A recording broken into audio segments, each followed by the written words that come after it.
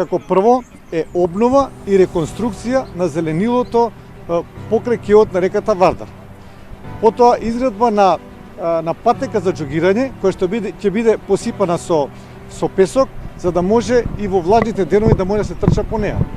Изградба на справи, на современи справи, поставување на современи справи на 10 локации покрај кеот на реката Вардар.